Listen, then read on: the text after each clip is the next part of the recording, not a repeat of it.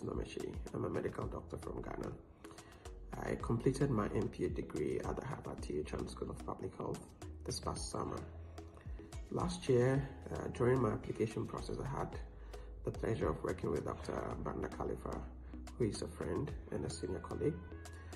Dr. Banda's knowledge and experience of the graduate application process made it easier to write an outstanding personal statement, also aim for the right test course and finding the right people to write recommendation letters for me. He also gave me a really good insight about the funding landscape available for me for my education. I was able to get admission into most of the top schools that I applied for, including Johns Hopkins, Columbia University, Boston University, and then Harvard University. Yeah, so if you are actually looking to advance your studies and you're looking for a good and friendly coach, I'll recommend no other person than Dr. Banda. Hi, my name is Dr. Banda Khalifa. I'm a physician and a current PhD student at the world's #1 School of Public Health, the Johns Hopkins Bloomberg School of Public Health. I also earned a dual Master of Public Health, a Master of Business Administration on a fully funded SOMA Scholarship here at the Bloomberg School after gaining admission to Harvard, Yale, Columbia, and the rest of the top schools. So, tell a friend to also tell a friend. Come along with me by subscribing to this channel as I share all the techniques and strategies for putting together a strong application package and hear from experiences from some of the most successful international scholars. I'll also invite program directors, admission committee members to share insights into what it takes to get into their program. Hi, my name is Sharon Kabo, and I'm a medical doctor from Ghana and an incoming dual MPA student of the Johns Hopkins Bloomberg School of Public Health. Graduate school application can be very stressful without any help. During my application process, I was very fortunate to have Dr. Banda Khalifa as a friend and a mentor to help me through it, from the selection of my schools to my recommenders, and even throughout the SOPAS process. He helped to review my resume and my statement of purpose. This helped me to present a very strong application and gain admission into most of the schools that I selected, including Columbia University, Brown University, and Johns Hopkins Bloomberg School of Public Health. I would like to recommend his YouTube channel to you. Kindly tune into his channel. If you're yet to start the process, or you have started the process and you're finding some difficulties, his advice and his tips will help you to be able to present a strong application and hopefully gain admission to the school of your choice.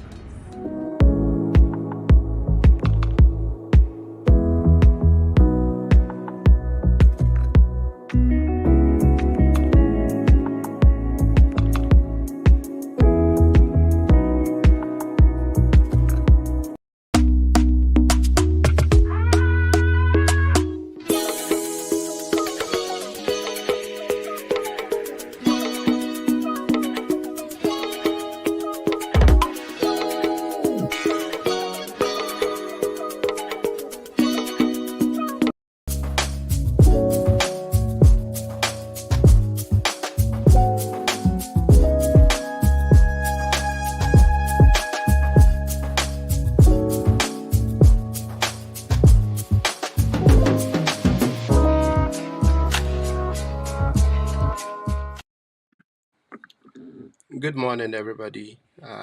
It's your host, Dr. Banda Khalifa, coming to you live from our studios with my co-host, Ope. So, as you may be aware, today it's a special occasion.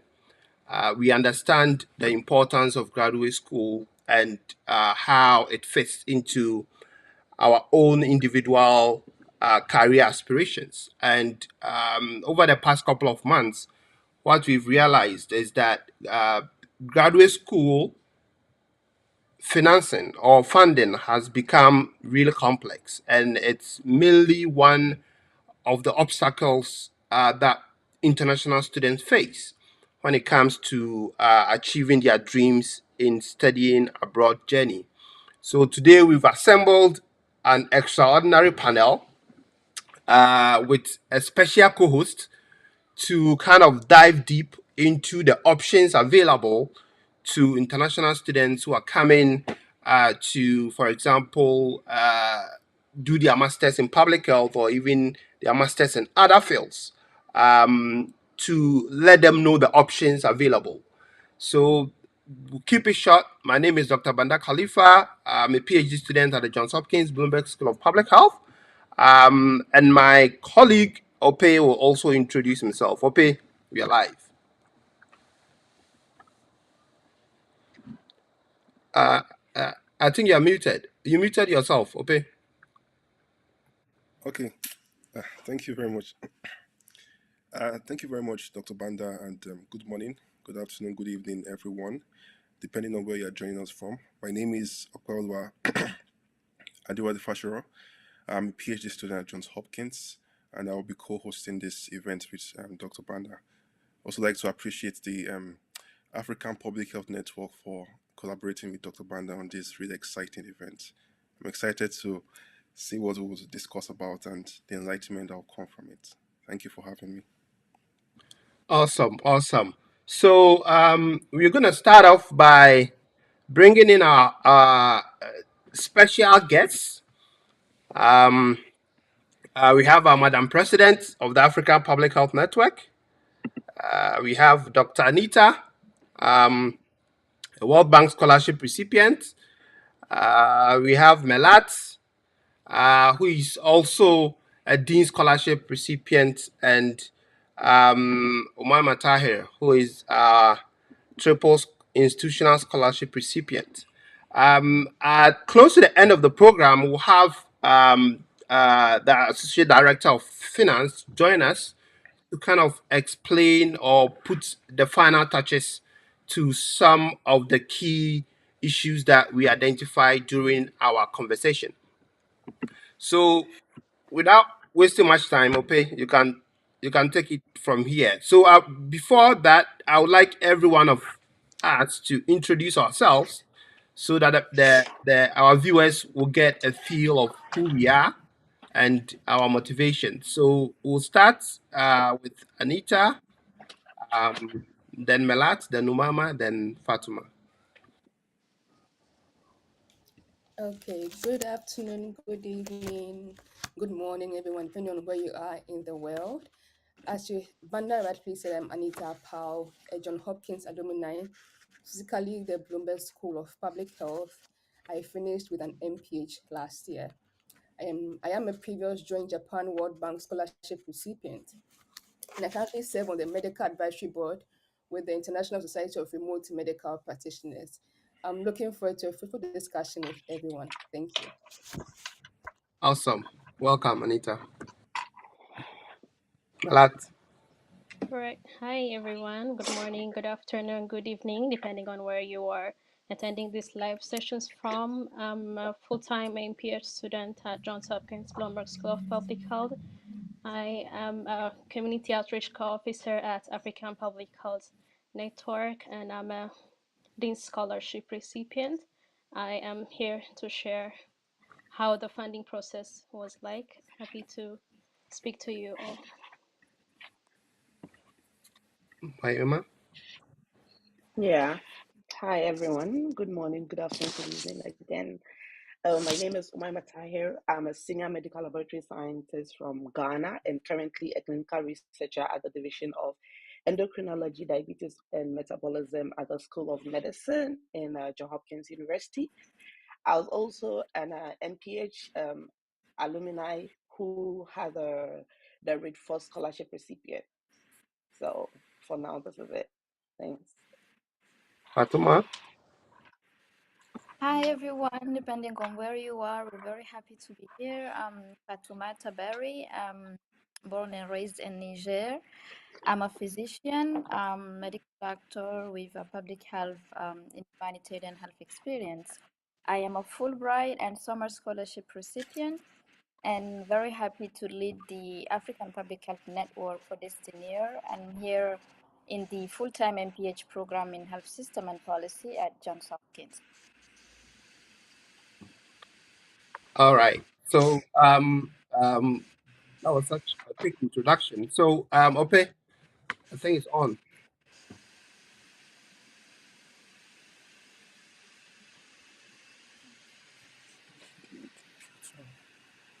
So, whilst we are waiting for Ope to take it over, um, if you're having difficulties streaming on LinkedIn, I've also shared a link on our YouTube page. You can watch it there. It's also streaming on Facebook concurrently. So, if you're having any challenges, make sure you switch and so that you don't miss any of these important sessions. Okay, ready? Yes.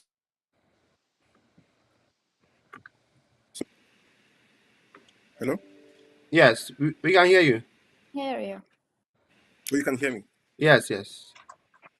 Okay, beautiful. I think I mistakenly changed tabs, so I can't really find the video, but it's good you can see me and also hear me. All right, so let's dive right in and go straight to the crux of our conversation today. So basically, we would like to get to know how each of you went about with choosing, with comparing different financing options. Because obviously, as Dr. Banda alluded to, applying for grad school is very much dependent on being able to secure funding. And so we would like to know how what financing options you considered and how you were able to arrive at a decision on the your primary source of funding for your program at Johns Hopkins. So I think perhaps we can start with Fatumata, and then we just Okay. Thank you so much, any other. Sam. So for my case, can you guys hear me? Yeah, we can hear you. Yeah. Great. So for my case, I am a Fulbright scholar and then like a Hello. summer scholar. What I was doing was coming from a country, a French speaking country. I really, really wanted to do an MPH in an English speaking country. So I had to start learning English on my side, but then also go to the US Embassy and get informations on how I can get to US universities and study. Then each year they kind of host a webinar to inform people how to apply for Fulbright scholarship. So I applied once in 2019 and I had a very strong application, but my English was very sad. So I did not get in, but I was very discouraged and I reapplied in the 2020 again. And 2020, due to COVID, it was cancelled. So that was my second time applying to Fulbright. And then I reapplied the year after. And that's when I got the Fulbright scholarship. What happened is in Niger, where I come from, they kind of explain all the process. I think the process can differ from country to country, but for Fulbright scholarship in sub-Saharan Africa, I think U.S. embassies they manage the whole process before even sending the application because we did not send our application to different universities.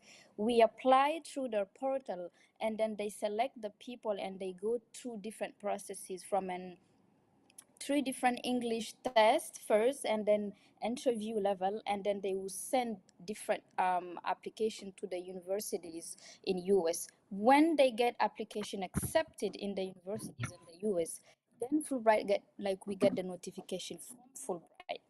And there is something also which is particular to some sub-Saharan countries in Africa with Fulbright. I myself did not apply to Johns Hopkins, even though I wanted Johns Hopkins more than everything else.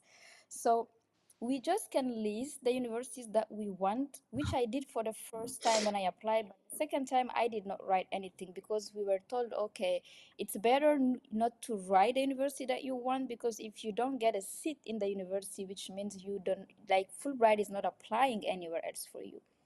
So Fulbright applied to four different universities for me, and I was not aware of that because what happened, even though my English was correct at the time of application, they sent me at the University of Bloomington, Indiana, for 3 months of English classes to do writing and reading, communication, but also to get to know how it works to be in a US university. So it was by the end of March that we got the notification that this is the university that accepted you, and they gave me like 3 or 4 days to reflect on which one to choose. I was accepted at the University of Washington, Seattle, and I don't know the others because I did not read the whole email. I saw Johns Hopkins and I just emailed back. accepting Johns Hopkins. So what happened is also Fulbright got a limit of how much to fund for any degree. And Hopkins, when they applied for me and Hopkins accepted me, I think Fulbright's funding was not covering the whole fundings of Johns Hopkins MPH. So that's how the summer scholarship come into the equation. So Fulbright is kind of funding half of my stipend and scholarship, whatever, for the MPH program. And then summer scholarship is a kind of an additional funding. So I can get a full scholarship because I'm kind of fully funded scholarship, actually. I don't know if it answers the question, but Yeah, I think I'm happy to come back anytime. I think it definitely does. Thank you so much, Dr. Fatumata. I really want to apologize. I was having issues with my computer. I think the next person, Melat, you can go ahead. But I just want to say, as we move forward, let's try to make our responses as brief as possible because we have a ton of questions to answer. Thank you so much, Dr. Fatumata. Over to you, Melat. Please go ahead. All right, thank you, Sam. So I am from Ethiopia, and I was trying to, when I applied to different universities, I was also searching for other external scholarships and also institutional scholarships. So for Johns Hopkins, you don't have to submit extra application other than your personal statement. So with the personal statement that you submitted, you would be considered for any form of the scholarship that would fit you or that you can fit in. So I only submitted that application for the Johns Hopkins, and I was looking for other scholarship as Fulbright and other things, but unfortunately my country, Ethiopia, was not eligible for full scholarship, for Fulbright scholarship for MPH level, master's level. So for Ethiopia, the only one that they have is for PhD. So then I got half scholarship from Johns Hopkins, and I decided to fund the rest with a private loan from the US, which I'll be discussing in detail in later discussions. Yes, thank you so much, Melat. It's really interesting to see how you're able to combine a scholarship as well as a private loan. It's something that we definitely want to know more about. I think many of the attendees would like to know more about particularly. Thank you so much. Dr. Anita, can you also give a response to that? Yes, thank you so much, Ope. So I'm originally from Ghana, and before starting MPH, I was working at the UN COVID Field Hospital as a ward MD and later the senior MD. And also I worked as the COVID-19 case management team lead. So it was through this work that I started to develop passion for public health. And then I started to apply for public health. So for me, honestly, I mitigated the whole application process myself. I didn't know Vanda existed at that time. I would have asked for his help. Oh, Yes, I did. So I did everything on my own, from the application process, the scholarship process, and everything. But then I applied to only one scholarship. Um, Before I talk about scholarship, for my application to the school, I wrote, like usual, the statement of purpose in my application for scholarship on a different scheme. Now I applied to 10 schools for the MPH because I wasn't sure if I was going to get any school at all. But then I got all the schools. And then some of the application letters that came in, admission letters that came in came with scholarships, but they were not so much. Remember, Boston University gave me almost 30,000, which was about 25%. NYU gave me 12,000. And I also had Dean scholarship from Drexel University, but it didn't cover all. It didn't cover everything. So I just did a simple Google search for scholarships, and I chanced upon the World Bank scholarship, and I applied for it. This scholarship is funded largely by the Japan government, but then they channel it through the World Bank. So the money is not directly from the World Bank. I thought maybe just to clarify that. So I saw this online and then saw Hopkins MPH and applied for it because they have a list of schools that you can apply for for that scholarship. You can't use that scholarship for every school. So I saw Hopkins MPH listed as part of the schools that they can fund, and I went on to apply. So that was my primary funding source for scholarship. That was all I applied for, and that was the only scholarship I applied for. I didn't apply for Fulbright because at the time I was applying for scholarship, the deadline had passed. So that was the only chance I had. Yeah, thank you. Thank you so much, Dr. Anita. It's so interesting that a simple Google search, you landed on the World Bank funded Japan. I also wanted to mention that I wish I had Dr. Banda too when I was initially applying. So probably I won't have gotten as many rejections as I got. So Rejections are last part but of not the life. least, yeah, they are it's part of the process actually. So Yeah. so last but not the least, should I refer to you as Mrs. Banda or which one would you prefer? But No, everybody, Umaima is fine. Maima, okay, Maima. So Yeah. let's have Maima, please. Yes. So hello again and thank you. Well, for me, I would say that I didn't know. Yes, even though Banda existed, I didn't know much about the other like Fulbright scholarships and other ones. I didn't really know much about it. So for me, my statement of purpose, my CV, my like general first steps to application mattered a lot. And that I would say yes, with the assistance of Banda, I gave in my all to that, right? And then I remembered when I had my offer scholarship, I linked up to the school. They told me they had a period of giving out the scholarships to students, and then I had the Read First scholarship that was covering about 50% of my tuition only, right? So after that, I knew that I needed to top up. So that was when we started applying for Get Fund, for Scholarship Secretariat in Ghana, and some other private organizations. Well, post COVID, it was very hard. Things have changed. And to tell you the truth, when it comes to scholarship, I thought it was kind of straightforward because Banda was covered, you know. I remember it was a bit relaxing. So I didn't know that, oh, like it could take like a whole different approach for me. So Get Fund, I had a negative response. Scholarship Secretariat was back and forth. Finally, I couldn't get it. I was able to get some little bit of support from some private organizations. I remember Japan Motors gave me something. Um, Consolidated Bank of Ghana also gave me something, right? So that was when I started. And I started the school on availability of just partial funding. I had not started with my full school fees, even tuition alone. Let's not to talk about my upkeep and but I had made up my mind that that was the year I was going. I remember there were times we were going back and forth of it if I should defer or something. But COVID, if not for anything, COVID taught us something. Like when the opportunity comes, just strike and get it done. So I remembered one of my brothers saying, "Don't try deferring, just go for it. Things can happen." So I went in. So our program starts usually in June. I came into the US in October because of the delay. And sort of because of the COVID, I was being considered. And then when I came, it sort of reduced my cost of living aspect. So I came in, I pay as I was going. And then along the way, I knew that I still had to push. So whilst I was in school, I kept mailing the people that mattered.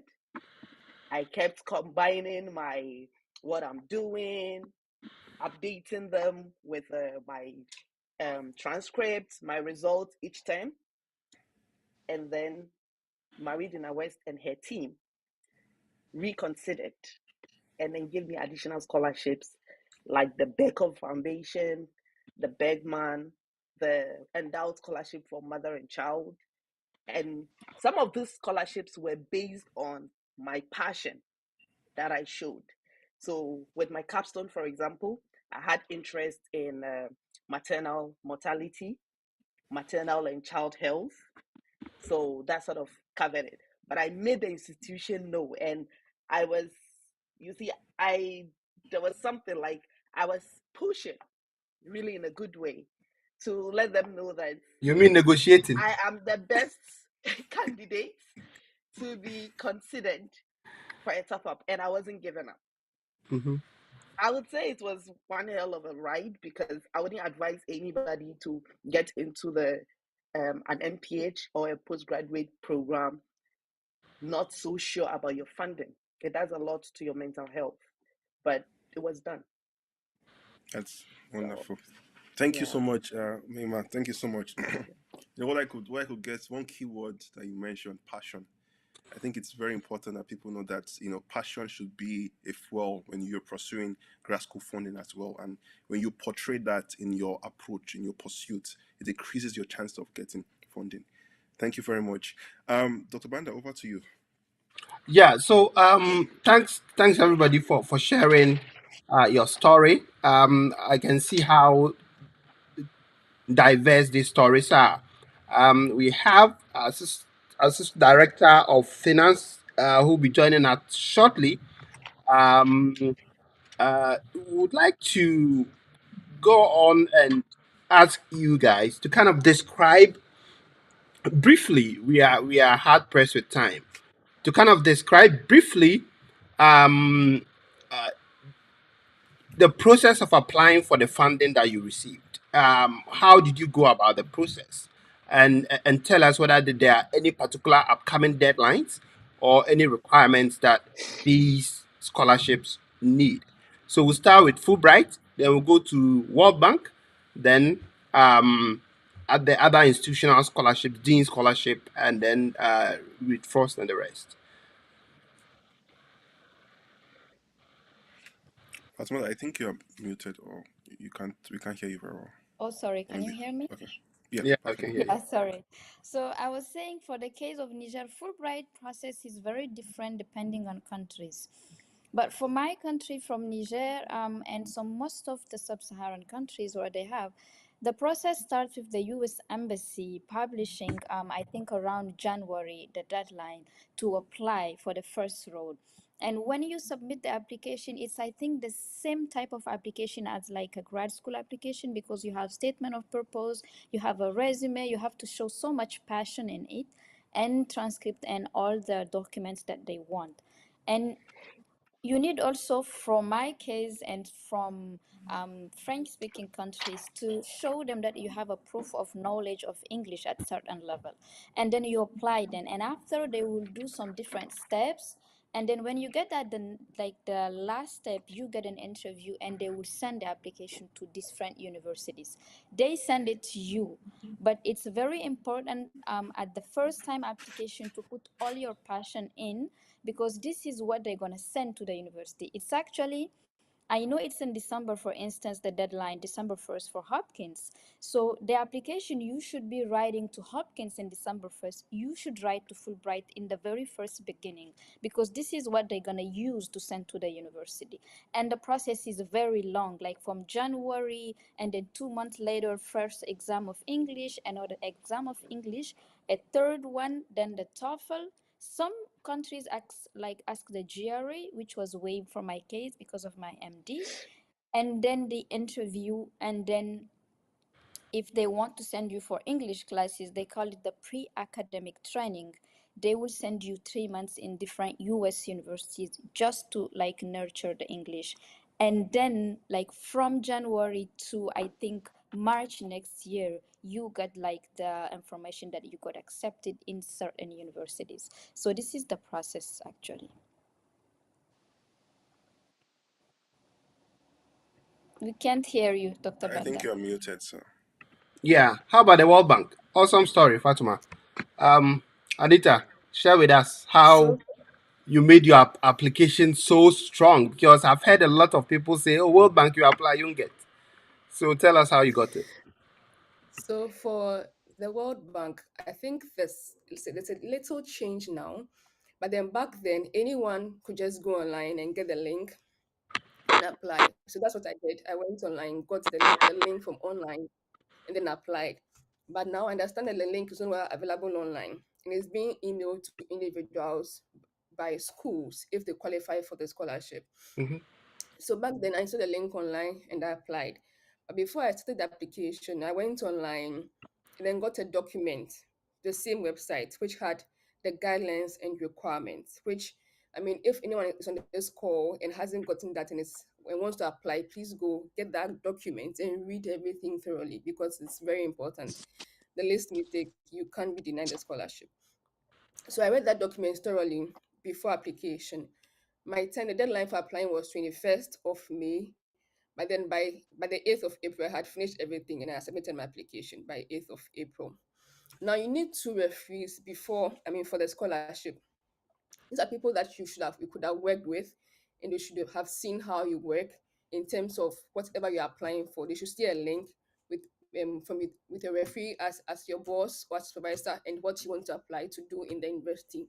Mm-hmm. So in application process, you input their email into the application form, and that email will be sent directly to the referees to request for your recommendation. Now they'll have to complete the form online by the deadline. If you have completed your application and your referee hasn't completed their side of the application or the recommendation, you'll be denied the application. So that's where most people fall short because their referees are not really, should I say, fast enough to apply for them. So without that, you won't get the scholarship, even if you have a tremendous SOP. And when you apply, you need to get three notifications from the World Bank saying that one, your application has gone through, and then two, if one referee has sent their recommendation, you should get a notification from that from the World Bank, and Mm-hmm. then for the other referee as well. So if you applied and you haven't gotten any notification from the World Bank saying that you have received the recommendation from the referee, then it's likely that the referee hasn't sent their recommendation. So you have to follow up with them and then keep putting a little pressure on them. So there are some other requirements that you will need to apply for this scholarship. Let me just mention this briefly. So it should be a national of a World Bank country, third world country is listed on the document, like I said. You should not be a staff of the World Bank at the time that you are applying, or any close relative of the World Bank at the time you are applying. Mm-hmm. And then you should also have worked for at least 3 years after your graduation, bachelor's graduation, before applying. So if you've completed school less than 3 years, you don't qualify for the scholarship. Okay. And then you should also have a letter from the school stating that you have been admitted. It should be an unconditional admission letter. You know, some letters say that, okay, so you'll be given admission if you submit your transcript or if you submit this or that. That is a conditional letter. If you send that letter, they will deny the scholarship. Your letter shouldn't have any condition. It should say that you have been admitted and that you are coming to the school. Those are things that people should take note of when they are applying for the scholarship. Yeah, thank you. Awesome. Awesome. Thanks for giving us such an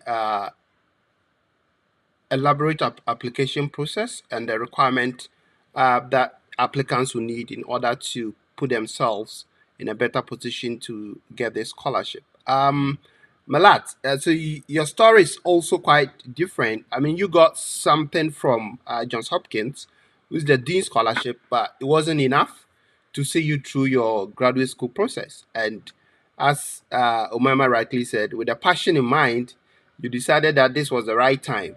So I'm going to do whatever it takes to make sure I have the funding that I need. So how was your experience applying to a U.S. private loan? How was that process like? If you can describe to for our viewers to know the steps you went through and how you put an application to get access to the funds.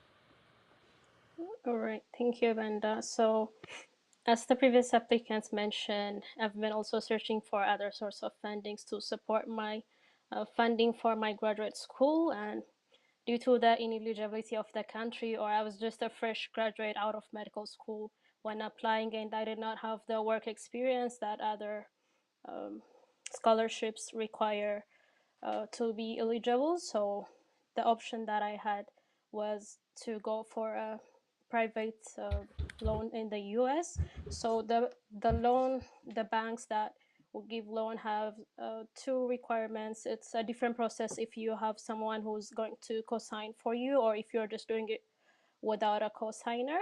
And when you're doing it without a co-signer, it's a bit tough as compared to when you have a co-signer. Luckily, I have a co-signer in the US, but even if you don't have a co-signer, I think Empower is the only institute that I know who can give a loan without a co-signer.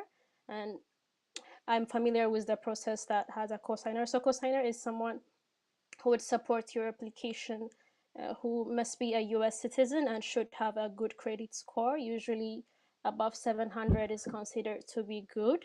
And the credit score of your cosigner would determine the rate that the bank is going to, the interest rate that the bank is going to offer the loan for. And so when I decided to go with the funds, I looked up into different banks to see the rate and the policy and agreement that they have, and discover student loan, Ascent, student loan, Empower were some of the banks that I looked up into. And so Discover was the one that I took, and the process to get a loan from Discover is there is an application process that you have to fill. You have to go through the website and sign up. Then there is a page that you have to fill your personal information. You have to put your citizenship and country of citizenship. And there's a part that asks if you have a social security number or not. And as international student, usually we don't have it when we came to the US. So you can put I don't have a social security number, and they will provide a temporary number that you can use as identification till you secure your social security number. Then there's a page that you have to put in information about your school, which program you're doing, and year of graduation, and you have to put in these informations. Then there is another page that you have to fill your cosigner information. So you will put the name and the email address of the person, and they will send the link for your cosigner to put in an information and agree, give the person's credit information. So you have to just put the name and the phone number, I think, and email address of the person that you want to cosign your application. Then the bank will send the link for the cosigner. The cosigner can go with the link and put the credit history and other personal informations that the bank wants to know about the cosigner. Then they will calculate the rate, the interest rate, and the offer that they can give you based on your cosigner credit information. Then they'll get back to you.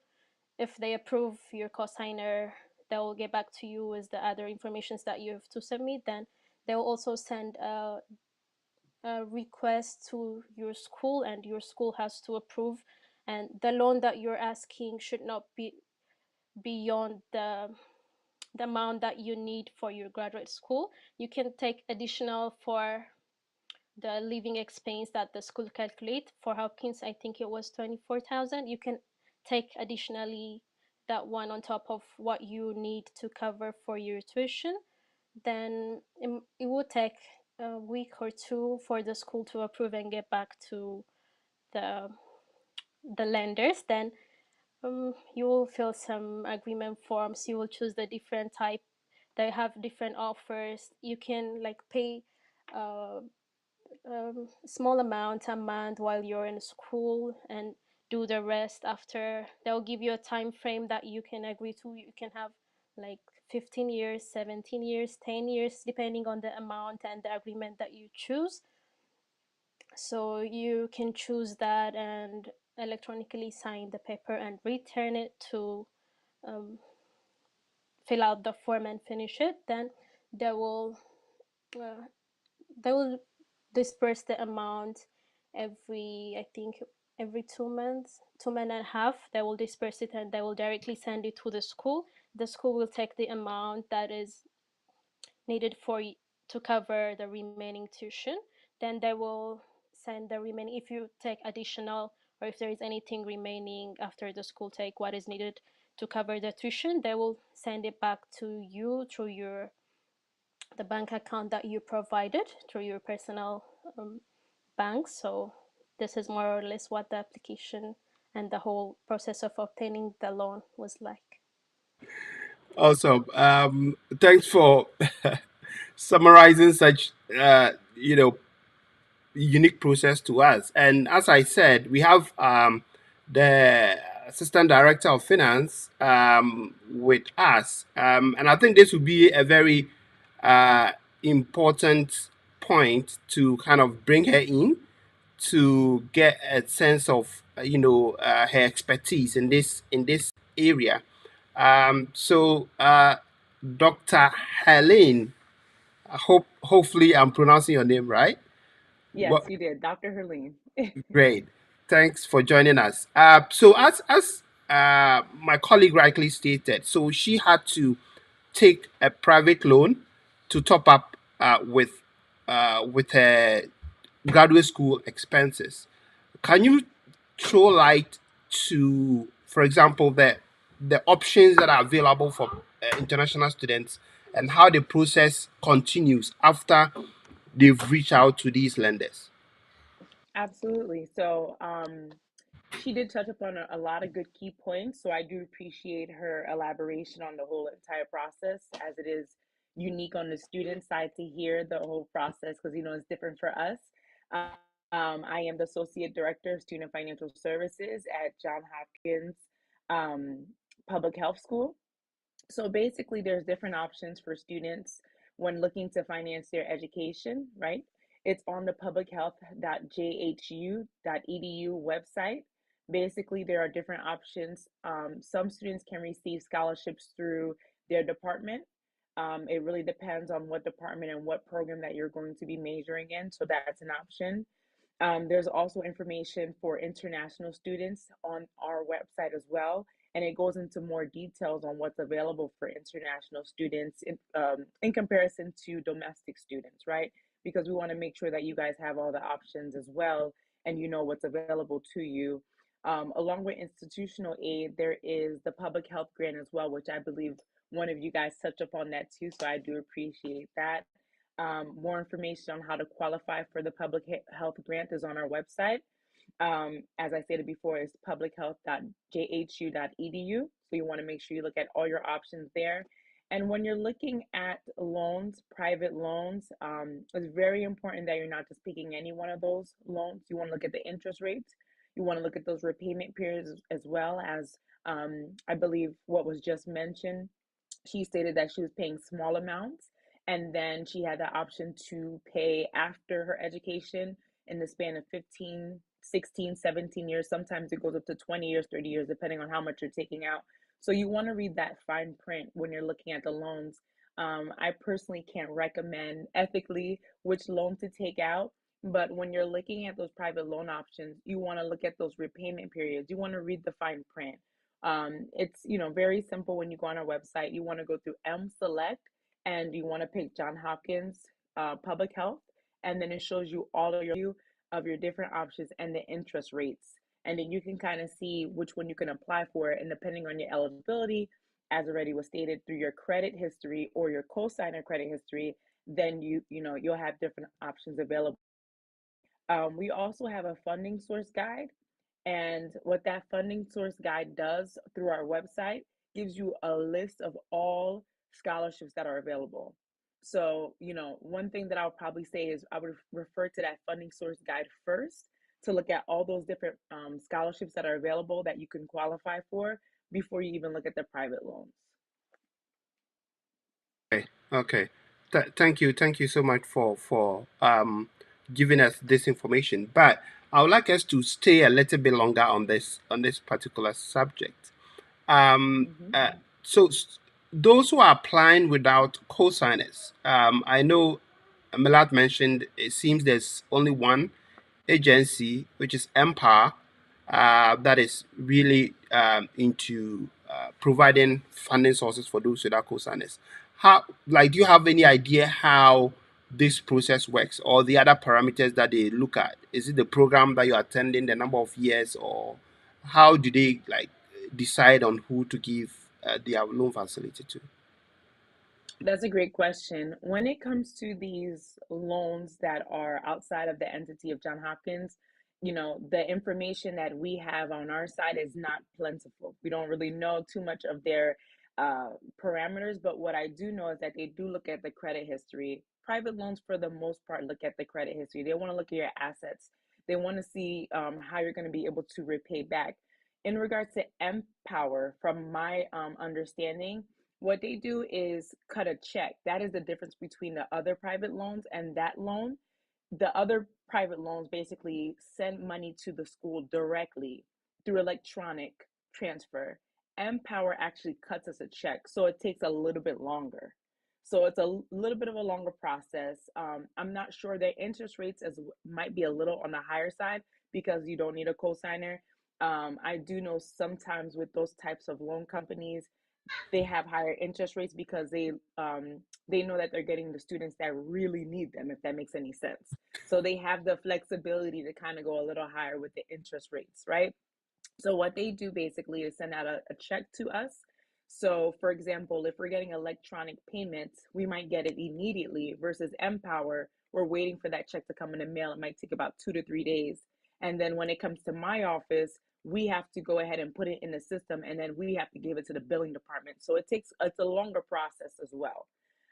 So I know Empower is looking at the credit as well, but I think they might have a little bit more leniency. For example, most credit companies or most private loan companies, they want that 700 credit score. Empower might be a little bit more lenient with that credit score. I don't know what their cap is, but I think they might go on a lower side because it can kind of gouge you a little bit with the interest rate, if that makes any sense. Okay. Yeah, so I think like you've given us a fair idea how the whole process for Empire is like.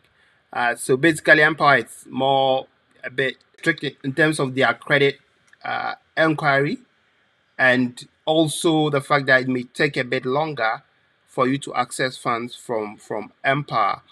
I would like us to move on to the institutional scholarships. I know those ones are quite straightforward. So, Umaima, if you can highlight what some of the things you think you did right to get the scholarship, or whether you had to apply separately for that scholarship.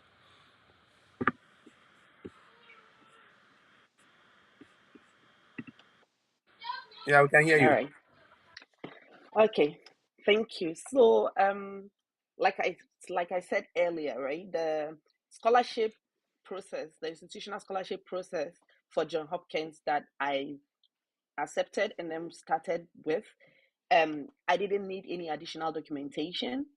I just accepted the offer and then made the institution aware that I was in need of a scholarship. And they were also in that process of giving the scholarship out to deserving students. So that was how I got in first with the Red First.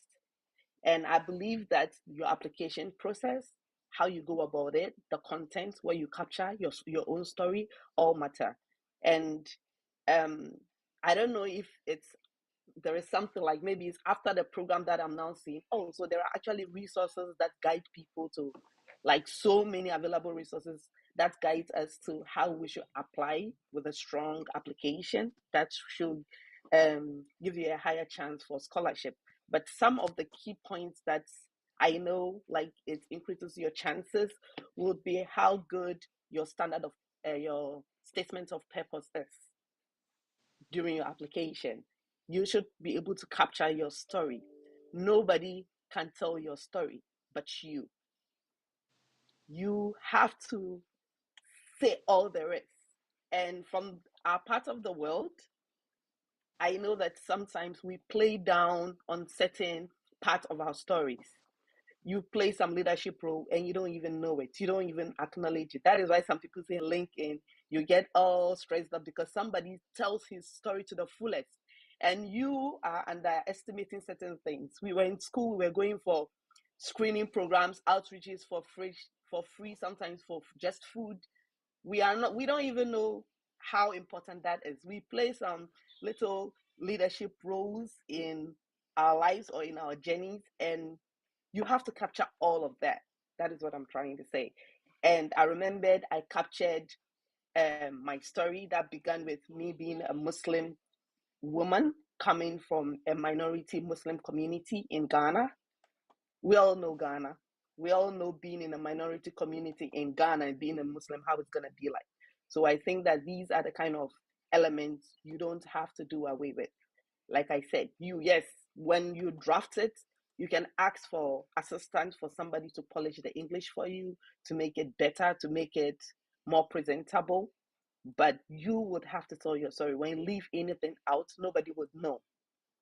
So these things are elements that can be, that's, I think, are some of the points. But I would say that in your application, I will repeat this, you should go all out in the story.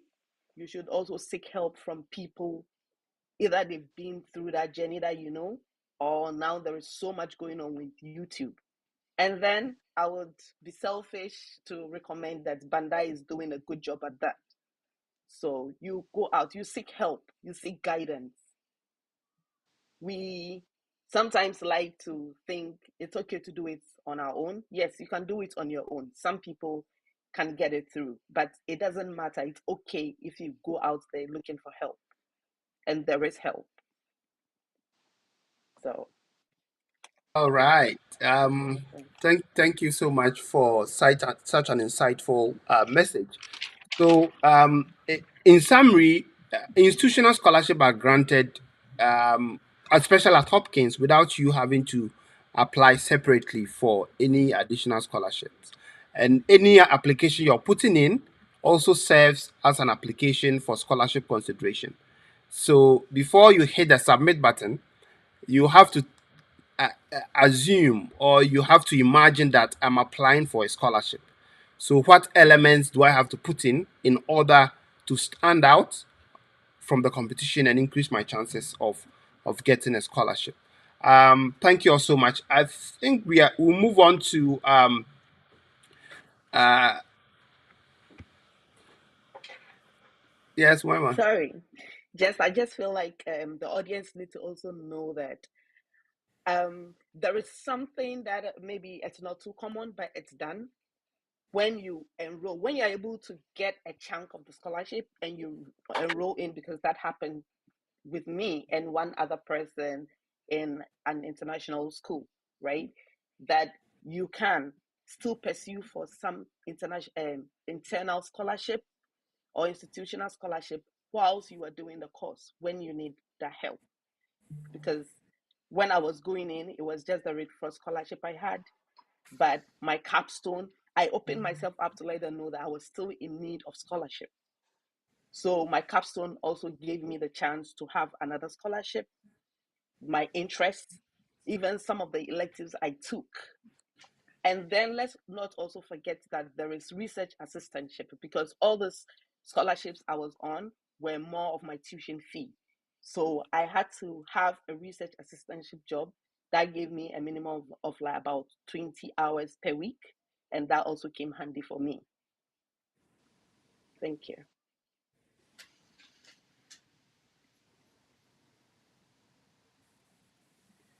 Dr. Banda, you're muted. I think I'm muted, Okay, Dr. I think it's on you now. Okay, for me, right? Yes. Okay, wonderful. Wow, very enlightening conversations. I'm sure your notepads are filled with lots of information. So thank you so much, everyone, so far. So we want to talk about what the funding was able to cover, because now we have been able to establish that we all received a variety of different or funding from different sources. But like you also alluded to, Umaima, that at times there might still be a need for you to get some support, financial support through a research assistantship, which we have lots of such available at Hopkins. So going around again, I would like us to talk about what the funding was sufficient to cover. So you don't have to mention figures per se. You can just mention that, oh, with the funding I was able to cover just my tuition, or I was able to cover my tuition, my stipends, blah blah blah. And you can also mention what other alternative ways you were able to support yourself, whether with a research assistantship and all. So let's start with Dr. Fatumata. Great. So for the joint Fulbright and summer scholarship, the scholarship is kind of fully funded. I don't know if you guys can you hear me? It was frozen for a little Yes, I bit. can. Yeah, so I was saying that the joint Fulbright and summer scholarship, it's a fully funded scholarship. It covers the trip from your country to the US. It covers the whole tuitions for all the program. It covers health insurance. For instance, I have a Hopkins health insurance and also a Fulbright health insurance to Seven Corner, so which is a double health insurance. And it also covered the stipend. You So should they get all sick more the often. only She's no, very come on. healthy, so Yeah, so the only thing they ask you is to go to school and study and get your degree. But there is a restriction about Fulbright because they're covering all the tuitions and all the stipends. If you want to work, for instance, for an RA position, or you want to work at least, I don't know, 19 hours, this is the limit that you can work while doing the full-time program. You are not allowed to be paid. If you are accepting to be paid, then they will deduct it from your stipend, which is kind of understandable. So this is one of the restriction of the Fulbright scholarship. And also they have a 2 years mandatory when you have to return and serve the country. But it's a really fully funded scholarship. The only thing they want you to do is to go to school and study. And the funding that they give you covers your tuition. It covers, your whatever you want to do just to be able to study. that's very good. I think it's also good you mentioned that for some of these funding sources, they are certain visa requirements in the sense that when you're on a J1 Yeah. first visa, for example, there is this 2 year mandatory 2 year rule, right? Yes. So I think it's very important people put that at the back of their mind as well. Um, because I know some people can apply for waivers or something like that, but I think with the Fulbright, I think it's probably not possible to apply for a waiver because it's given by the U.S. Embassy. So thank you so Yeah. much, Dr. Fatumata. So Yes. Dr. Anita, would you like to talk about the World Bank scholarship? Was it able to cover everything or just your tuition? Yeah, thank you very much, Ope. For the World Bound Scholarship, it covered all my tuition, so full tuition, and it came with a monthly stipend. So every month they supported me, and out of that money, I could pay my rent and still had something to support me because it was a generous amount of money. They also covered full health insurance for me as well, just like the Fulbright. And then they also covered my air tickets to the US and from the US when I completed school. Now, they also gave me $500 each for the flights. So they bought tickets, but in addition, they gave me $500 again as travel, how do you even call it? Travel allowance. Travel Yes, allowance. so that Yes. was also Fulbright also very good. does It it. was a very good scholarship. Yeah. And That's then just like the Fulbright loan, I couldn't work. I mean, I could work, but I didn't work because if I get money, I had to report it and it would be taken out of my stipend. So I was just on the World Bank scholarship, the stipend, and it was very comfortable. It was a very good scholarship. So yeah, that was it. Yeah. that's good. Yeah. It's very. It sounds All I like a had to do very was just study. generous.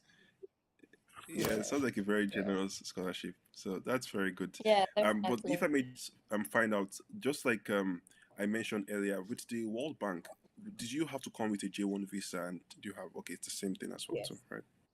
Okay, Yes. wonderful. So All right. Okay, so continue. yeah. No, that's okay. Maybe I'll add it to another question. I'll explain further. Okay, So let's that's go on. good. So, Dr. Melat, please could you also respond to that as well? So with your private loan that you collected, how much? What did that cover? In essence, what did that cover? Did it help with the private loan as well as the partial scholarship you received? Was that sufficient to cover your tuition or your stipend, or did you have to take up like a research assistance job to help um, support you for some time? Okay, thank you, Sam. So the scholarship given from the school covered half of my tuition, and I have to take a private loan to top up what was required to cover the remaining tuition fee.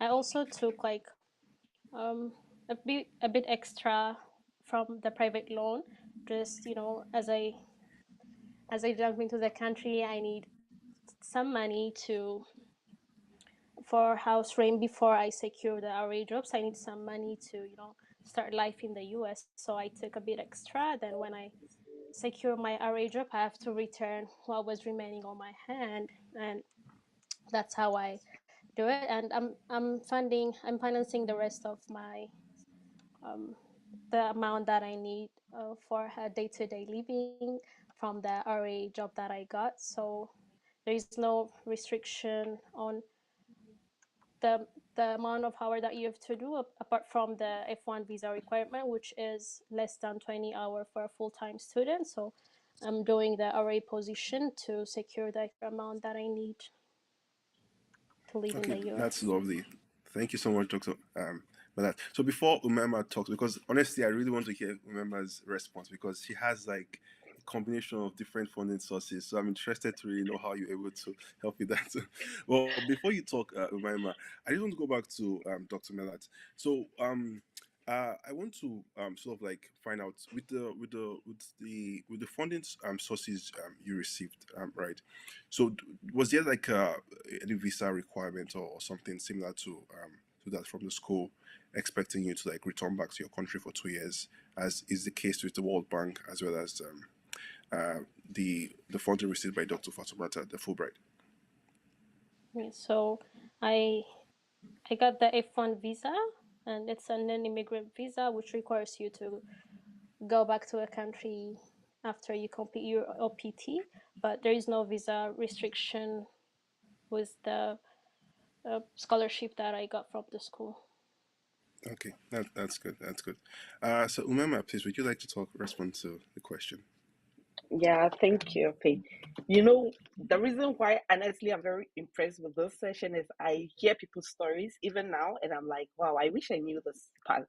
Like, it's already hard. Like, post graduate school is already difficult. The journey is hard. So you want to cut down your hard, you know? So sometimes I'm like, okay, but the journey and the stories, everybody has its own and it's different. So that's also good. Um, with the institutional scholarship, like we said, it didn't entail any. It was mainly for tuition.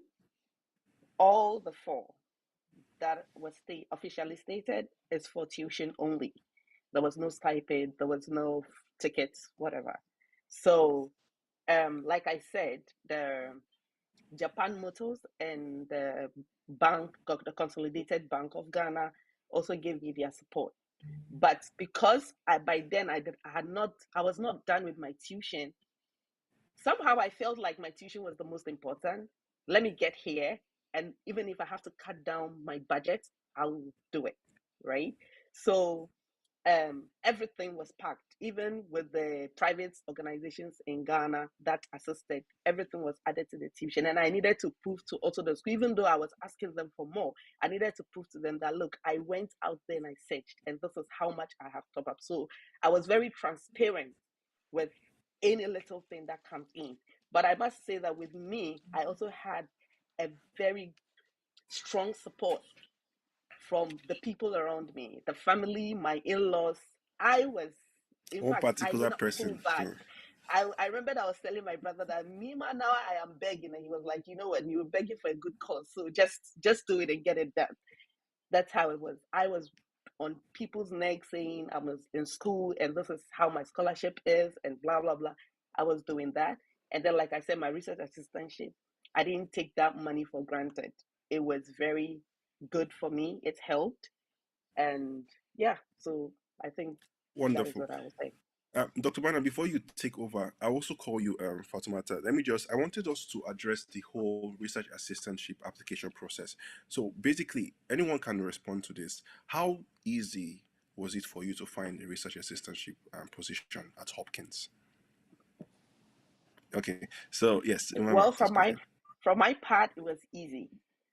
From my part, it was available. Like periodically, you do even get emails listed where the opportunities are there. Some are unpaid, some are paid, some come in like how shall I even say? Some come in like a voluntary kind of job. But I was really looking for the paid ones, and there were a lot of options. So That's wonderful. Thank you so much, Mama. Dr. Fatumata, you raised your hand. Please go ahead. Yes, so for the area positions, as she said, it was very easy. I was also, because I knew I wouldn't be paid, but I was looking for the experience. So I got just following the emails that they sent, like periodically saying this department is looking for an area. And then if it's on my interests and aligned with what I want to do, you just send a CV and sometime a cover letter, and they reach out and with an interview, and then you get in. It's very, very easy, and you got emails periodically, so you get to choose what you really want to work on. I wanted just to mention that the summer scholarship not only cover like jointly with Fulbright, like tuition and everything, it also gives some leadership academic training that goes with the MPH training. So we have like periodic sessions of seminars and different topics, meeting also with really world-renowned leaders in public health. Especially the name Sommer Scholarship is coming from Alfred Sommer, whoever got an MPH at Hopkins took classes in the Sommer room. So it's really also giving us some leadership training all the way from the beginning to the end of the MPH, and very valuable classes and seminars with world-renowned leaders that we got to really ask questions and learn from the leadership and get mentorship for. And this is absolutely relevant. That's why I wanted to kind of highlight it. Awesome. Thank you so much, Dr. Fatimata. Dr. Banda, you can go ahead with the next set of questions. We can hear you. I think you're muted, sir. I think we are a bit behind time. I want us to have some time and take questions from our viewers. But before we do that, I would want to ask a couple of short questions to I don't know if Associate Director is on. Okay. So she's back on. So yeah, so Dr. Helen, my question is basically to find out how much um how much loan can you apply for as a student? Do you have to, for example, stay within Hopkins budget for tuition and stipend? Can you add any additional expenses? For example, say, oh, I'll need books, or I'll need this laptop, or I'll need this. Can you add all these costs to the loan that you're applying for? Yes, sorry about that. My phone acted up, so it disconnected. So I do apologize for falling off the call. But yes, that's a great question. So there's a cost of attendance that built into our budget when it comes to tuition, and there's also indirect costs. So we have tuition, we have room and board. Then there's indirect costs that are kind of built in the budget to drive that number a little higher. So you have some spending money. For example, we have a budget set aside for books and supplies. We have a budget set aside for transportation, room and board as well, insurance that you guys get through the school as well. That's built into your cost of attendance. So basically it depends on your um status as a student, whether you're full-time, three-quarter time, or half-time. Your budget might fluctuate and it might change. The budget breakdown is also on our website. It kind of gives you an idea of what your budget looks like for 9 months or for 11 months as a student, and it breaks down from full-time, half-time, and three-quarter time. Half-time is basically 6 credits per term, um, anything from 6 to 8 credits, and then from 9 to 11 credits will make you three-quarter time, and then 12 credits and above is full-time status. So every time you change your status, the budget kind of goes up a little bit more. And basically what that budget allows you to do is, let's just say you get a private loan or you get a scholarship or whatever the case may be, or you have different funding sources. Once your bill is taken care of, if you decide that you need additional funding, whether it be a scholarship or a loan or whatever other resources you have. As stated previously, what the school will do is cut you a check. Let's just say all your expenses are covered, and then you would get a check to cover everything else. So you have wiggle room and you have the ability to borrow or to get as much as you need that will cover your tuition plus. So this will drive up, like I said, from before, the cost of attendance. So for example, for a full-time student taking 12 credits for the full entire year, your budget will be $113,043, right? So anything that you get for your tuition and books and things of that nature is once they're covered up front, like your direct cost, which is tuition, once that's covered, your indirect cost is still in your cost of attendance. And when you get that check cut back to you, you can go ahead and take care of what you need to on the backhand. But what we do is up front, we think of your living expenses and what they might look like an average basically. We include that so the student can have that spending money, and what we call it is the cost of attendance or your budget, which you can see the breakdown online. Okay, thank you so much for that detailed description. I remember in your initial submission, you made mention of the fact that there are certain uh, obligatory payments even whilst you are in school, and then subsequently you can pay the rest in a certain number of years. Can you just repeat those aspects? How much you expected to pay whilst you are in school, and then how long it will take you to complete the repayment process whilst you've completed? And do you have to, for example, get a job before you start paying, or immediately you graduate, you have to start paying?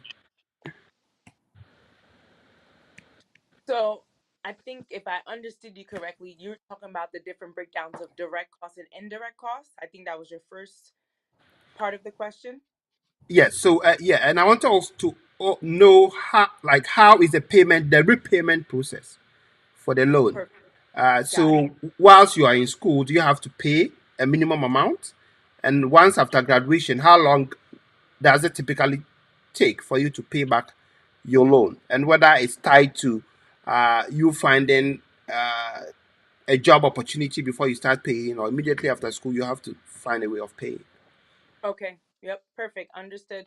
So yes, while you're in school, when I was talking about the cost of attendance, it's broken up into direct costs, which would be your tuition and your health insurance, your matriculation fee, which is what you get up front for your first year, for your first term here. Those are your direct costs. The indirect costs, as I stated before, was what we would predict for your transportation fees, your books and supplies, and things of that nature to drive up your cost of attendance, and then that would give you the remaining balance as a refund check, and it goes back to you. In regards to um, your repayment period when it comes to loans, that's going to depend on the loan provider. That's going to vary, right? So, for example, Empower, right? We talked about Empower before, might have a totally different repayment period. As you know, one of you guys stated before, your experience was you were making some payments while you were in school, and then you have to sign a contract, or you sign a contract afterwards, basically saying that for the next 15, 17, 16 years, you would pay a monthly fee every single month to pay off that debt. Every loan provider will be different. Some loans will, would require you to keep making payments while you're in school. Other loans will allow you to not make any payments while in school. That's going to depend on the loan, the private loan. Like I said before, you want to make sure when you're taking out any private loan, you read the fine print, because they will tell you upfront before you sign off what their repayment period policy is, right?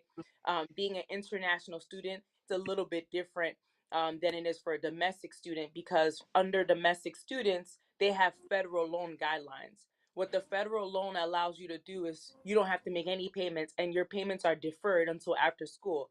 Some private loans follow the same type of standard, but many do not. Many want you to make payments while in school. Some of them might say, you know what, maybe you make payments for 1 year, then you can stop your payments and then sign a contract for X amount of years. Other loans will, ask for no payments at all, but you might have to pay more in a longer duration of time. So it really will depend on the loan that you take out, and that's going to be dependent on the credit score too.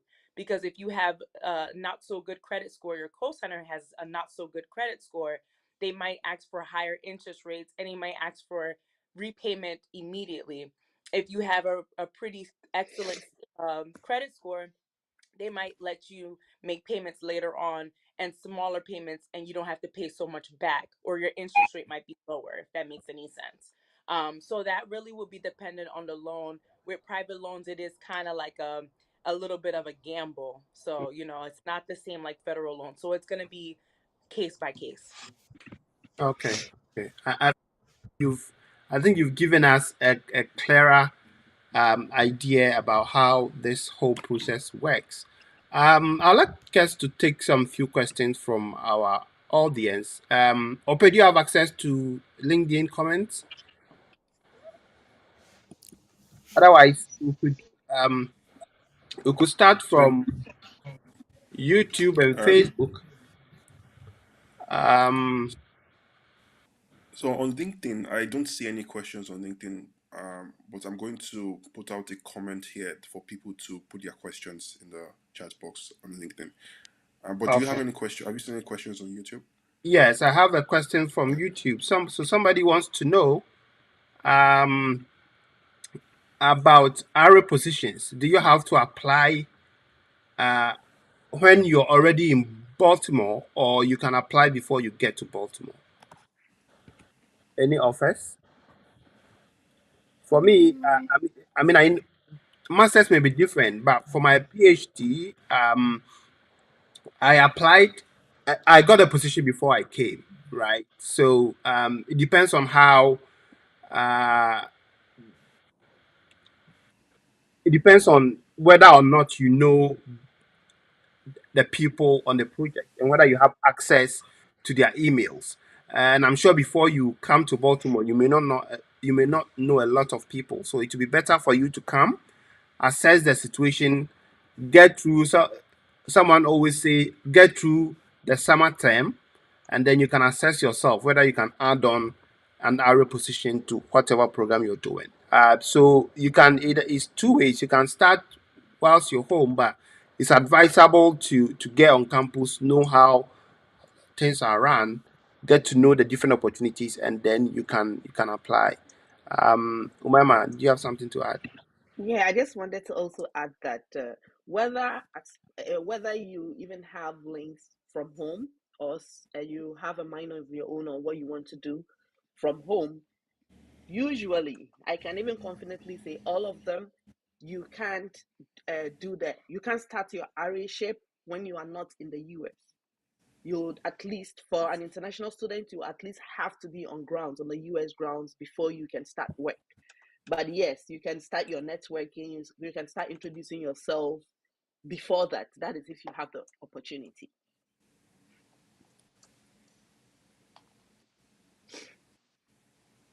Yeah, what I wanted to say is that sometimes there are a lot of area positions that we even don't see in those emails that they send to us.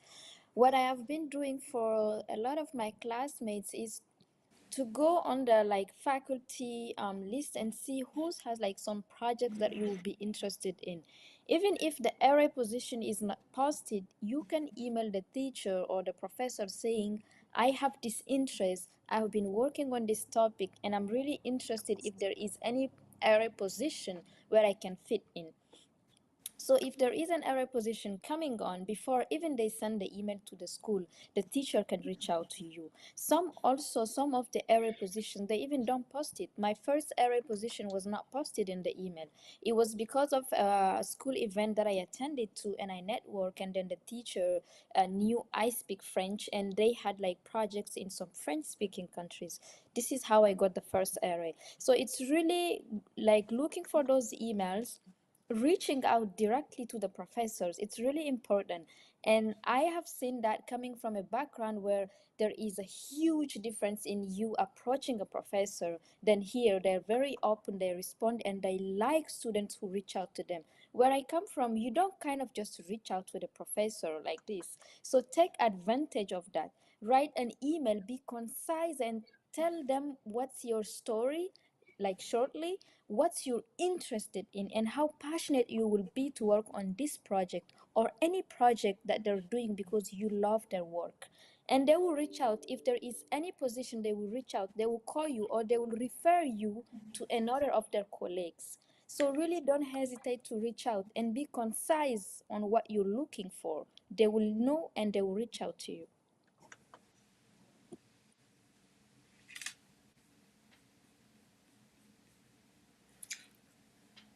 Dr. Banda, I can't Yeah, hear you. thank you so much for your input.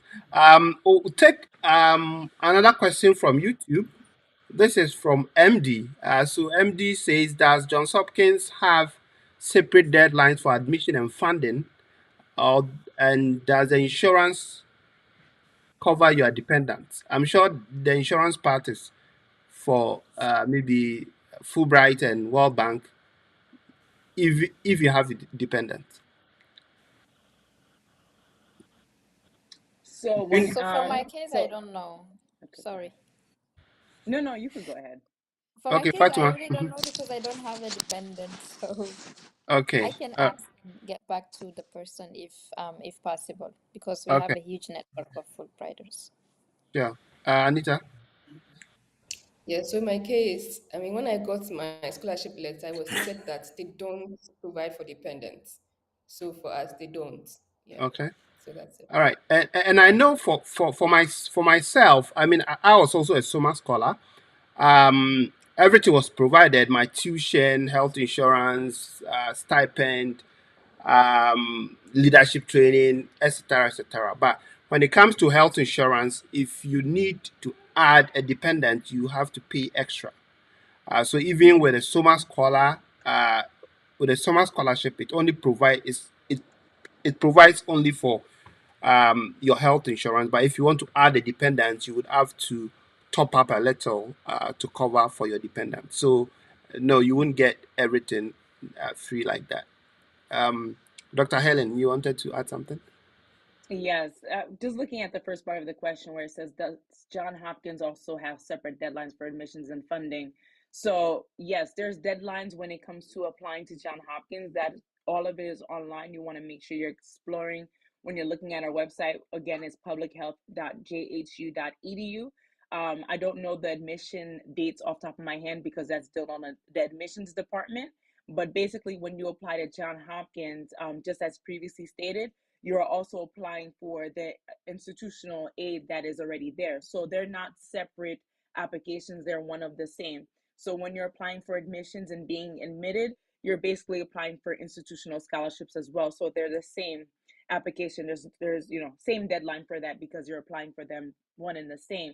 And once again, to echo the insurance coverage for your dependents, I can also talk about the insurance that's provided through John Hopkins. They do not cover dependents. It's just covering the student. It's the same with any type of university. When you have insurance from the school, it is just covering the student. Okay. Thank you so much. And we need to take this question. I think it's critical. This is from Samira Gunu. So Samira wants to know, if you apply for a private loan, do you get the cash before you get to the school? And if that's the case, what then happens if your visa is denied? That is a great question, Samira. So basically, if the loan is given before you get to the school, so what happens is when it comes to private loans, when you're applying for them, basically, me or the director of financial aid, we go into the private loan website and we do not certify any loan if you are not currently enrolled. So Oh, there's a process, right? There's a checks and balance here. So you can apply for the loan and it can sit there. And then when we go to certify it, we have to confirm that you are a currently enrolled student. So in this case, if you get denied the visa, you currently are not a student because unfortunately you couldn't come or you couldn't get here, then the loan will be denied. oh, okay. So yeah, so that also answers the question that there's no way you can use a private loan to support your visa application because at that time you are not enrolled yet. So you have to Correct. be okay. Yeah, I think that makes sense. I think that makes sense. Okay. Um okay, we've answered the question from Ogugwa. Is it possible to apply for research anari before school? I think we've gotten that. We So, have some appreciation from Ayeni. Thank you all for the enlightenment. Yes, I think this has been an insightful session. Um, There Fatuma. is a question about an SOP that I've seen. Okay. The person was saying it seems to be very important, the SOP thing, if there is a question. Is it There is Vic? So it's Vic not says, I appreciate the very insightful personal experiences shared by all the moderators. However, I would love if you give more clarity on the content of the SOP because it seems to play a huge role. Um, yeah, so I think that this session was mainly for funding and options to explore. We will have, I think we have a lot of resources on how to make your SOP stand out. So you can check my LinkedIn page or Pace LinkedIn page. You can check my YouTube channel. I have a breakdown of my SOP, and there will also be like various sessions for how to put these things together as we get closer to the application cycle. Dr. Banda, can I also add that so at the African Public Health Network, one of the things, one of our community outreach efforts was we helped to review about 250 SOPs, and many of the students have already gotten admissions for several different type of graduate school programs. So if you could leverage upon such opportunities in the future, that would help when you intend to apply. So I know OPE and APHN are doing an incredible job reviewing all these SOPs. So give a follow and make sure that when the time comes, at least you can submit your SOP for review free of charge. And there's a question from Edwina Wuku. Edwina Wuku says, "Hi, I've reached out to Paul, maybe she meant Paul Wong, concerning the World Bank scholarship, and I was informed that they already have a lot of applications, so they are not taking any more for Johns Hopkins MPH applicants." Anita. Yes. So, like I said earlier, during my time, I could go online directly to apply, but I think the process has changed now because now I think the school will have to send the link to apply and select some people. So I think every school has a quota of people they can select to send the link.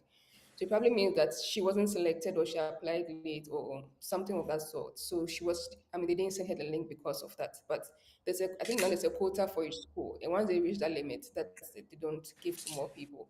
So someone also got in touch with me with this problem and the person was told to wait for next year. Yeah. Okay.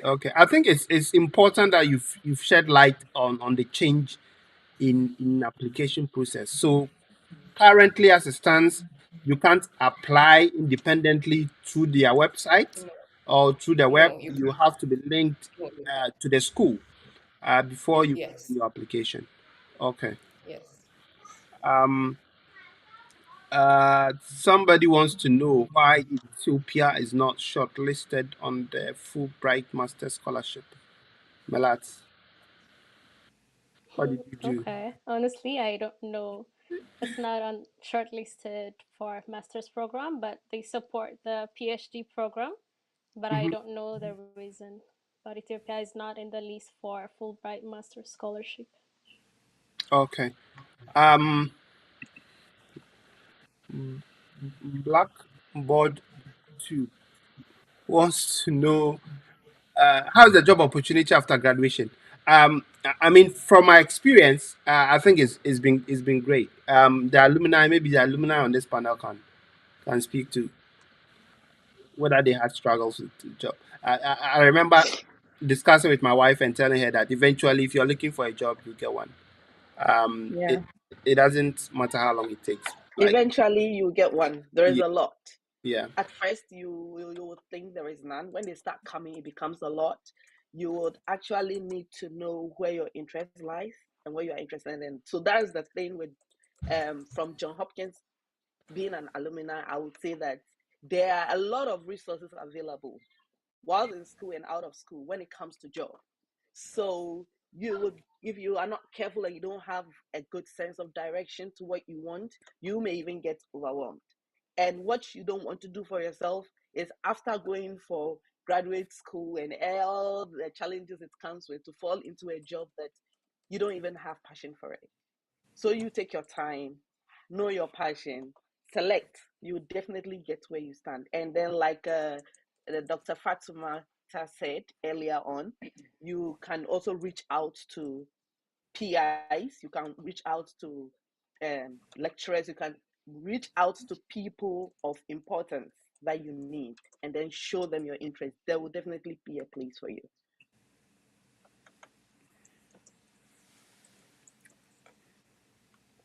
Anita, any experience to share? Yeah, I mean, the job might take a while, but then eventually you will get it. Yeah. All right. Okay. Great. So I think these are some of the questions we have. Most of them are, the others are really complimentary. Thanking you guys for coming on and Dr. sharing. Banda, can we take one last question before we end? Yeah, sure. From LinkedIn? Um, it's not from LinkedIn. I think it's just to clarify something you mentioned earlier Okay. about the fact that you can't use the loan to apply for a visa. Because I think many of the people who are banking on getting a private loan are hopefully planning to use. Hello, can you hear me? Okay. Yeah, we Are can hear you. hopefully planning to use the private loan to apply for a visa to show that they have enough funds to at least cater for part of their living expenses as well as part of their tuition, because that's a very important component of the visa application process. So, in the absence of the loan documents, does it then mean that the applicant has to depend solely on personal funds, of which many of the applicants don't have sufficient of? Uh, Yes. I'll address that. So I do, from experience, I've seen some international students basically have either sponsor or they take out a private loan in their country, right? They find some source of funding because that's very crucial. If you don't have a source of funding or support, that might hinder your application process as an international student, because it would be negligent for us to let you come here and start your education and you have no funding source, and then you struggle here, or you have no way to make payments here, because sometimes you do that, you get here and then you're denied loans, and then you don't have a cosigner, and then you struggle, right? And then we put you in debt, and that's just not what we're in business to do. So we want to make sure you're set up a certain way. So that might mean a sponsorship prior to getting here. You have to be able to show some type of funding source before you can even get here. I see a lot of international students, like I said before, get a loan within their country, and that way they're able to fund getting here. And then when they come here, when it comes to private educational loans, because so let me clarify that. When it comes to private educational loans, we cannot approve them if you're not a student. Private loans is a separate entity. If you're going to take a private loan, that's going to be paid directly out to you. But private educational loans, you are not allowed by law to let that pay out if the person's not a student. So by private educational loans, you're referring to Empower and Discover and the likes. Correct. Hmm. Okay, Right. thank you. So everything that we have listed on our website would kind of fall into that private The private educational loans. educational loans. Okay. Right. But I've seen private loans that you can research on your own and get online that won't fall into that educational umbrella that you can probably use to as a funding source. That's perfectly fine, because that will pay out to the person directly versus to the school. Yeah, thank you very much. I think it's also very important that we mention these things early on so that people have enough time to plan ahead. So it's very good. Thank you very much. Dr. Banda, over to you, sir. And I Yeah, just Umaima wanted to has. add that sometimes with the visa application, you may not have the money, right? You may not have the cash, but you would have an official document from the organization, even if it's private, that is assuring you that you're going to get it. And the visa application, the consulate understands that, and then that can be used. Absolutely. Dr. Banda, I think you're muted, sir. For those who are thinking of private loan, as Dr. Helen said, uh, a very good option is for you to explore funding sources in your home country, even if it's temporary. So if you get confirmation of those funds, you can use the documents to go and get your visa. And when you get to the US, you access a US private loan, and if it's approved, as Dr. Helen, if your loan is approved and you already have funding from another source, can you use that loan to pay the one from your home country? You could use your loan however way you decide to, because what Okay. happens is if there's a surplus of cash, it goes right to your bank account that you put on file. So however you decide to divvy it up will be, to your discretion. But yeah, you can definitely do that. All right. Okay. Thank you so much. Thank you so much. I think we've had an elaborate conversation. I know we are all hard pressed with time. If we'll take your last comments, any message to our prospective students who are thinking of joining you or joining elsewhere or applying in the next couple of years. So we'll start from Anita. Your last comments. Yes, so my last advice for those planning to apply for the scholarship, like I said, it's a document online that you have to go and download. You can just Google World Bank Scholarship document, it will come up. So they have to read that document thoroughly because it's very important. Even as a guideline for CV, their CV format is different. So if you send a normal CV, you might not get a scholarship because of that. They have a different CV format. So you have to get that guideline, read it well, and look at what they or how they want you to structure your CV. Then secondly, the recommendations, the referees. I mean, it's a very crucial part. You can have a wonderful SOP, but then if your recommender doesn't send or if it doesn't send the recommendation, you're not going to get the scholarship. So that's also a very crucial part to also keep an eye on when applying for the scholarship. Yeah. Thank you.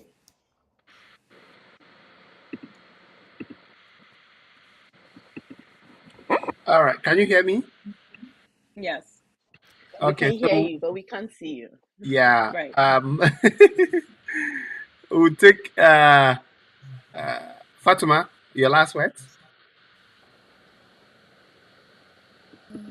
Yeah, so for my last words, I would really push on asking them to get really passionate about what they're writing, because the passion show up in the SOP, the passion show up in you looking for good recommenders, the passion gives you the patience to write, because the Fulbright process is very, very long.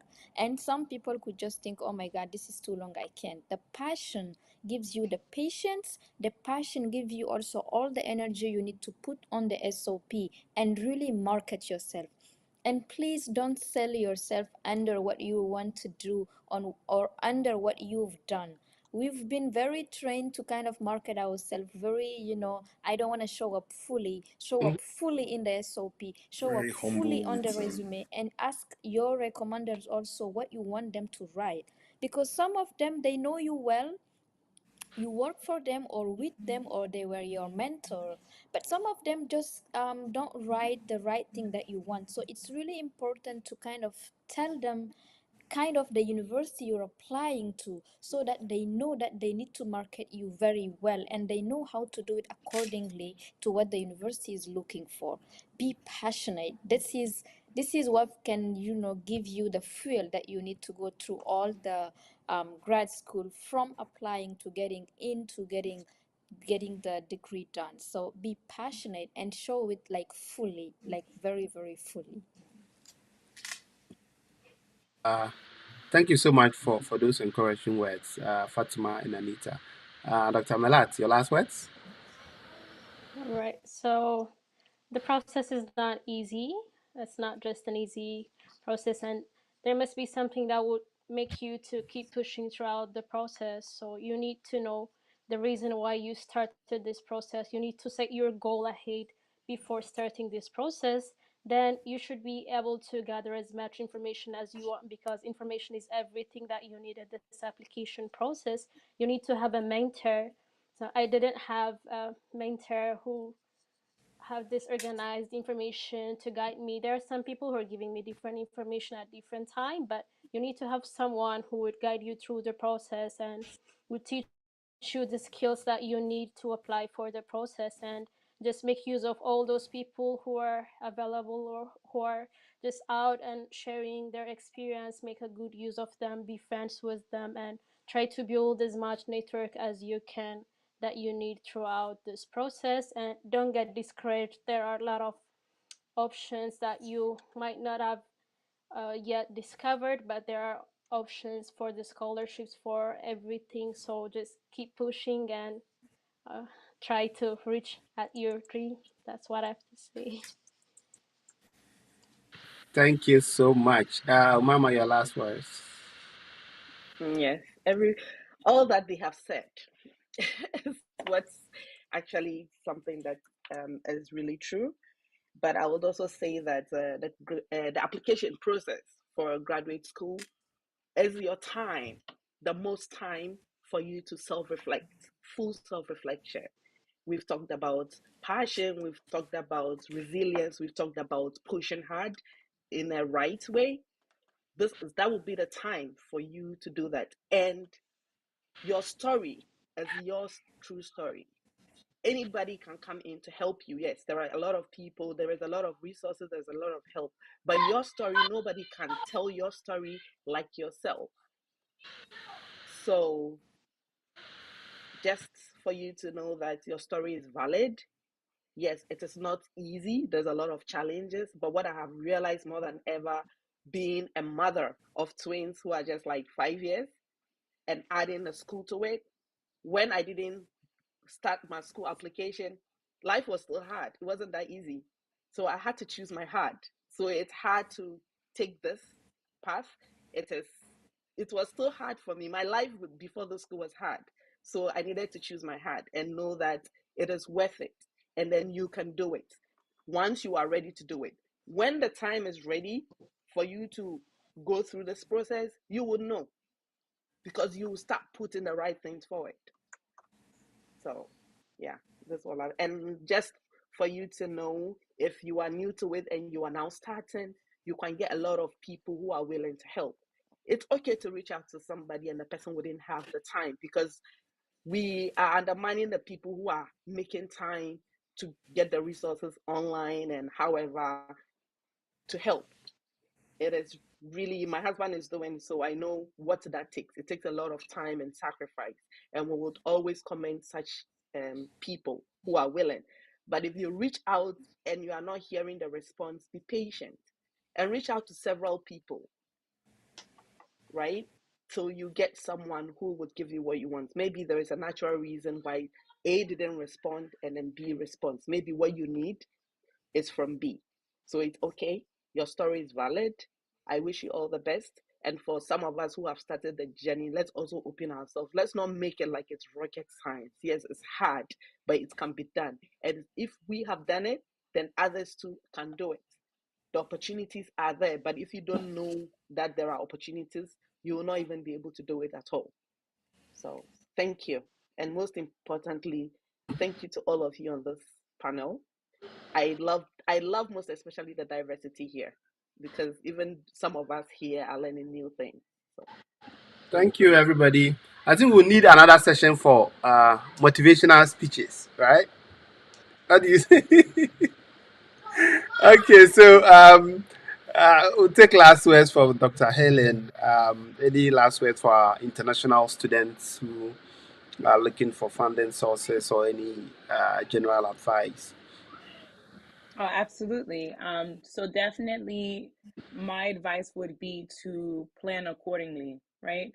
Definitely know ahead of time how it is that you want to start the visa process and to get here and to make sure that you have your fundings aligned, right?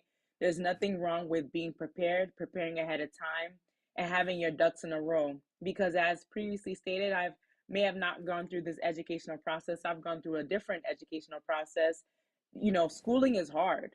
At the same time, you're also a human being. You have real life happening to you, whether you're married, whether you have kids, whatever the circumstances may be. You might even be a caretaker of your parents.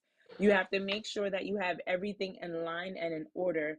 So when you get here, your sole focus or your heart is basically your education and not your education and then worrying about finances.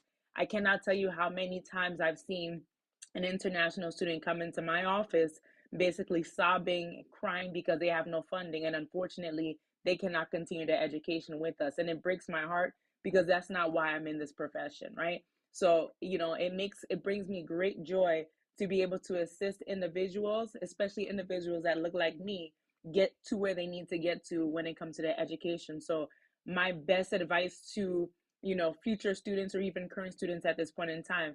Plan ahead of time, tap into your resources, reach out to any one of us on this panel. Do your research, look into scholarships. There's free money everywhere. So, as we already discussed here, there's literally free money everywhere. At this point in time, if you're not tapping into that, it's because you don't want to. So definitely do your research, plan accordingly, and reach out to your resources. Thank you so much. Thank you so much.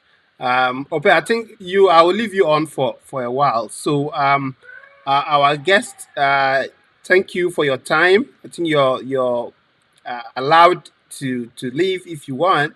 Um, Ope, I would like us to maybe go on with a couple of questions, maybe 2 or 3 minutes. Try to engage our audience. So, I mean, I have a couple. Bye, Dr. Helen. I have some questions from. I have some questions from LinkedIn. So someone wants to know. Um, okay, someone wants to get your contacts, Dr. Ope. We are all on LinkedIn. We are Yeah, all on and LinkedIn. I also wanted to mention, sir, that it's good we still have the president, Fatoumata. I hope you're not about to leave. Can you just wait for maybe a few seconds?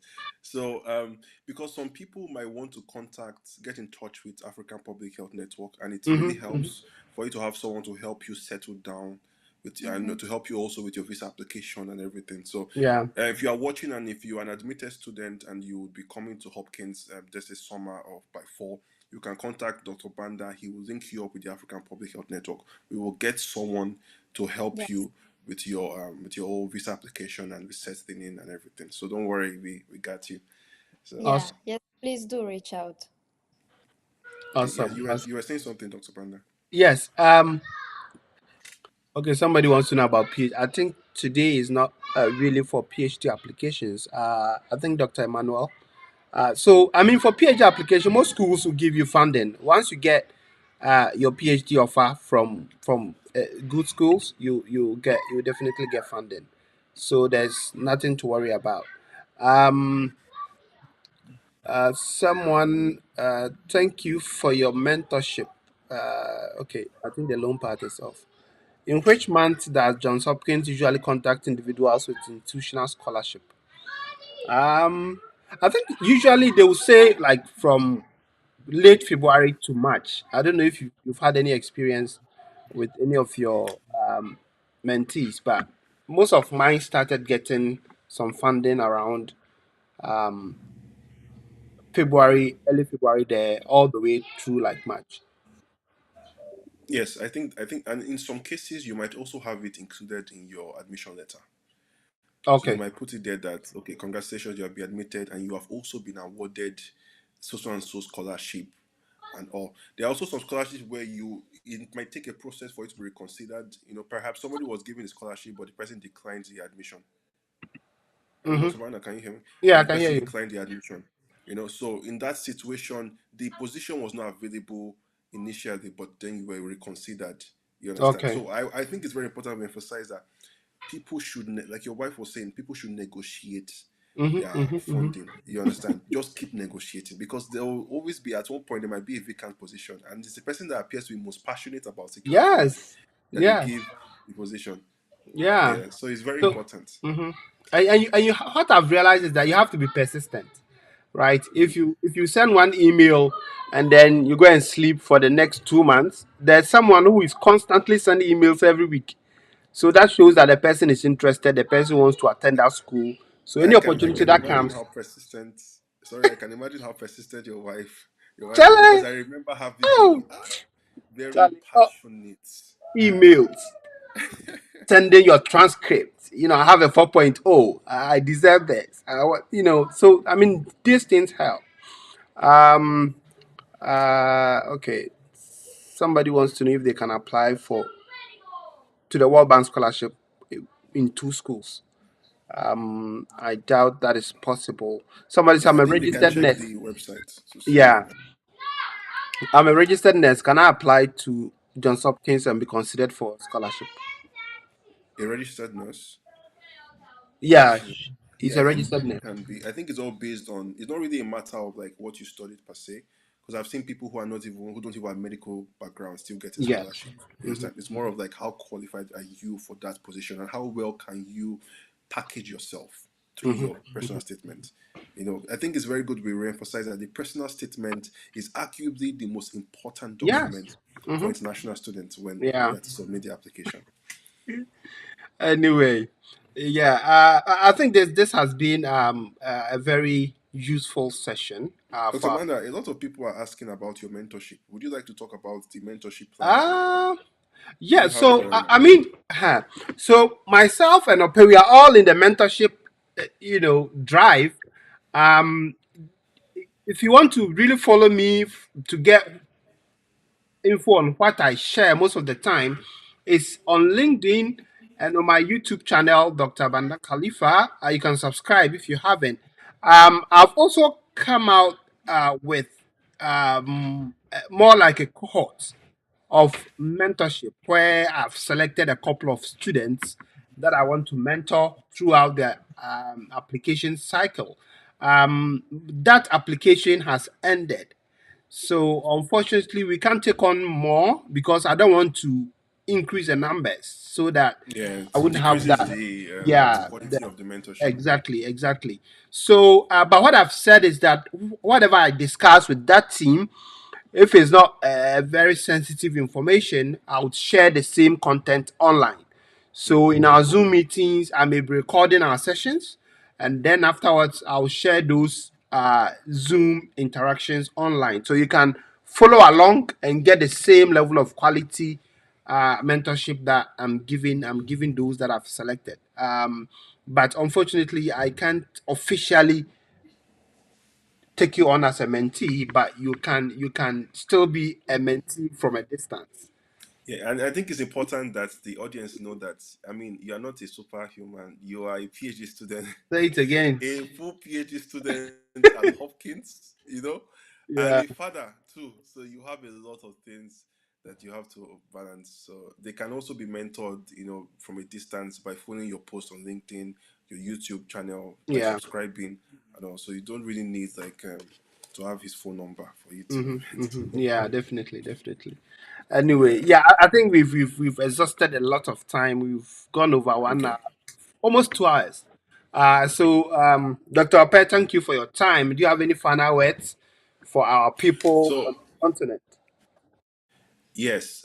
So I think for me, I would just say something that my aunt who happens to be a Hopkins alumni, she once said something when I was fretting about this issue of funding and everything. She said um, that no matter how expensive the education is, and no matter whatever, no matter the road you take to fund your education, at the end of the day, no one can take the education from you. Hmm. Hmm. You understand?